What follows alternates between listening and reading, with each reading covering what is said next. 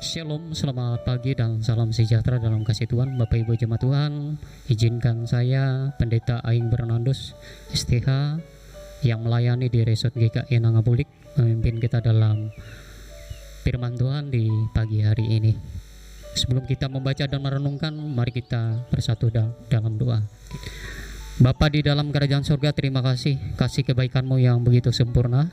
Jadikan kami selalu mengingat, selalu merasakan kasih kebaikan-Mu di dalam hari-hari kehidupan kami. Izinkan kami di hari ini untuk menikmati firman-Mu di dalam kami membaca dan merenungkannya, agar kami selalu dikuatkan, agar kami selalu merasakan kasih setia-Mu Tuhan. Perkarakan sesuatu yang baik dalam hati, dalam kehidupan kami. Oleh Yesus Kristus Tuhan kami berdoa. Amin.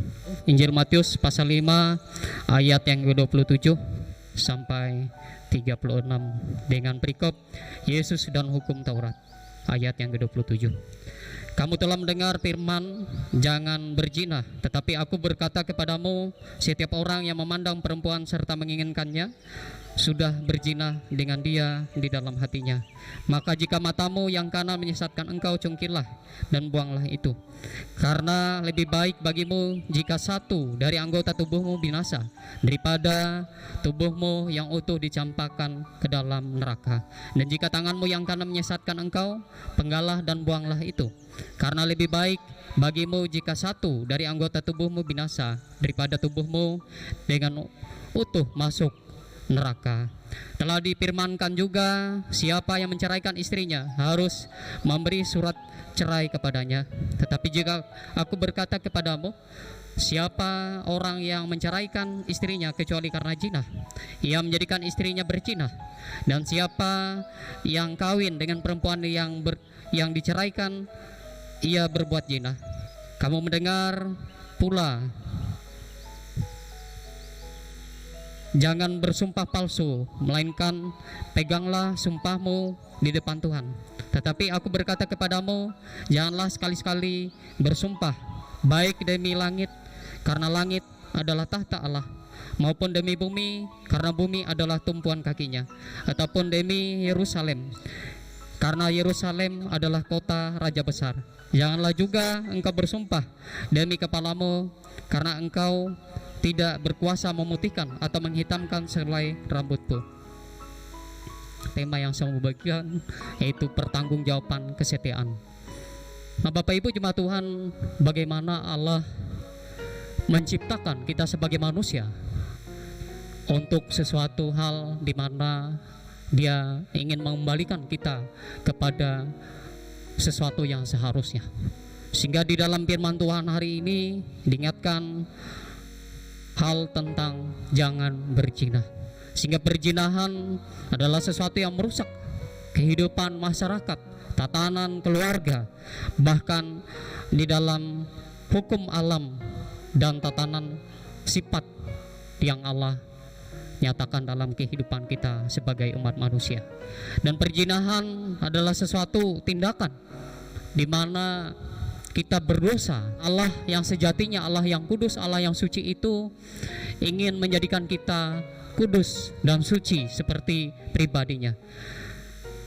Sehingga Allah membentuk kesucian di dalam hidup kita yang berdosa, merupakan sesuatu hal di mana misi Allah agar kita bisa melakukan sesuatu yang seharusnya. Dan apa yang bisa kita pertanggungjawabkan di dalam kehidupan kita. Tuhan menciptakan laki-laki dan perempuan di dalam sebuah aturan, di mana di dalam sebuah hubungan tersebut Tuhan menginginkan sesuatu aturan di mana kita harus disahkan di dalam Tuhan sebagai suami istri, di mana kita harus setia, di mana kita harus memiliki kejujuran, kesehatian, di mana kasih pertolongannya, agar kita selalu menghormati yang namanya pernikahan. Dan kepada siapakah kita bertanggung jawab? Bukan hanya berbicara bertanggung jawab kepada sesama kita, kepada pasangan hidup kita, kepada keluarga kita. Dan kita bertanggung jawab kepada Tuhan. Dan kalau kita mengingat pribadi, yaitu Raja Daud, di mana dia memiliki kerajaannya begitu luar biasa. Dia sebagai raja berhasil memimpin bangsa Israel. Tetapi apa yang terjadi ketika dia berzina dengan Batseba, sehingga menimbulkan sesuatu di mana penghukuman Allah terjadi, baik itu di dalam keturunannya, baik itu di dalam kerajaannya. Dan juga Tuhan mengingatkan kepada kita, ketika kita bersalah, ketika kita melakukan perzinahan, pasti Tuhan akan menghukum. Akibat dosa adalah maut. Mari kita menjadi pribadi yang selalu penuh dalam pengudusan diri, di mana perzinahan ini adalah sesuatu yang Tuhan benci. Dan bagaimana kita bisa menghindari perzinahan?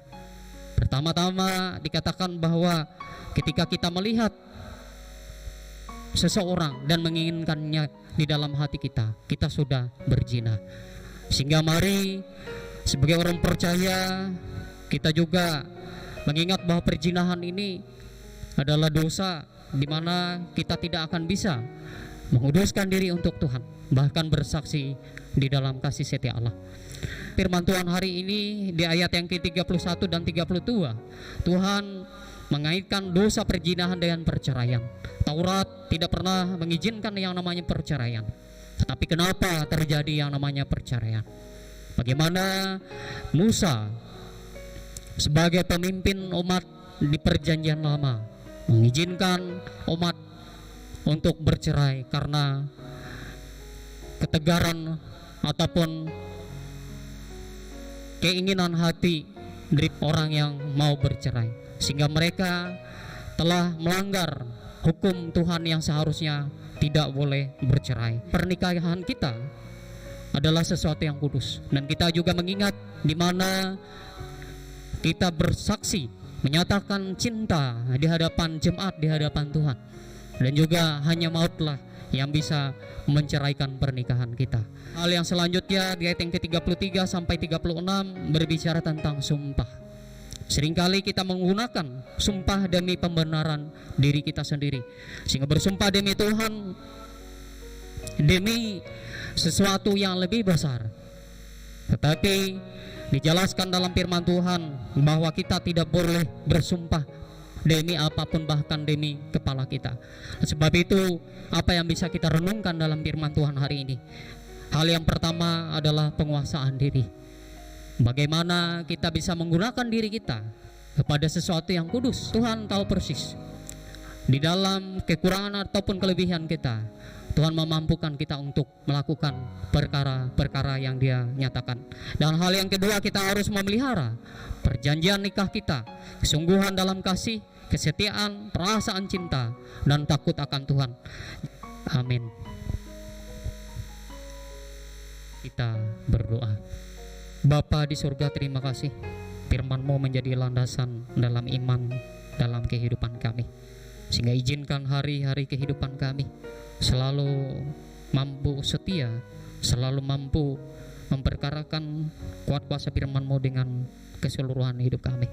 Kami tahu kami adalah pribadi yang terbatas, kami adalah pribadi yang penuh dalam kelemahan, tetapi Tuhan memampukan kami menjadi pribadi yang mengimani, bahkan menghidupkan firman itu di dalam hari-hari kehidupan kami.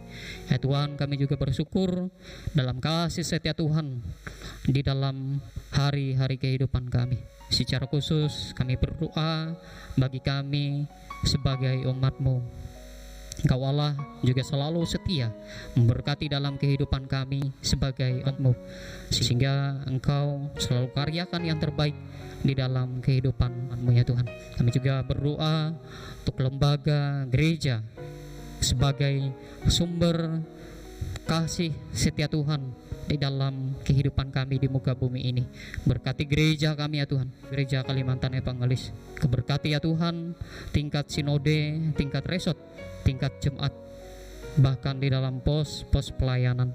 Kau Allah juga selalu setia, sehingga izinkan kasih setia Allah berlimpah-limpah di dalam kehidupan umat-Mu, sehingga Engkau menjadikan kami sesuatu hal di mana kami selalu bisa berdampak, memiliki arti di dalam kehidupan kami.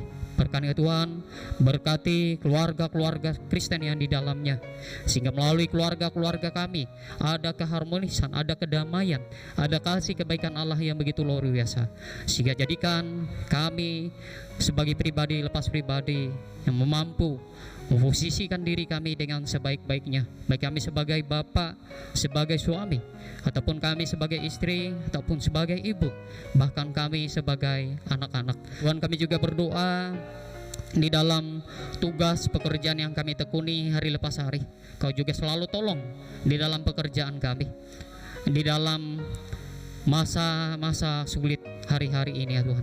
Di masa pandemi ini ya Tuhan, kami juga meminta pengasihan Allah, lindungi kami di dalam Roh-Mu yang kudus, biar kami selalu memiliki iman, memiliki kasih setia-Mu yang berlimpah-limpah, sehingga kami selalu aman dilindungi oleh kasih setia-Mu ya Tuhan. Bahkan kami juga berdoa bagi kami umat-umat-Mu yang bergumul, baik itu kami yang sedang sakit, Tuhan kuatkan, Tuhan sembuhkan melalui obat-obatan para medis, bahkan di dalam iman kepercayaan mereka kepada-Mu ya Tuhan. Berkati hari kami hari ini ya Tuhan, dan selanjutnya, agar itu menjadi sesuatu di mana kami selalu menjalankan misi kebaikan-Mu di tengah-tengah dunia ini. Oleh Yesus Kristus Tuhan kami berdoa dan bersyukur. Haleluya, amin.